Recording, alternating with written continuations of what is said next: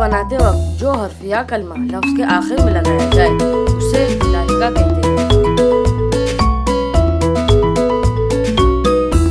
रिहाइशगाह, आरामगाह, ज़ियारतगाह, नुमाइशगाह, दरगाह, मक्तलगाह, नशिस्तगाह, ईदगाह, बंदरगाह, तजुर्बागाह, तिजारतगाह, ख्वाबगाह, चराहगाह, इबादतगाह।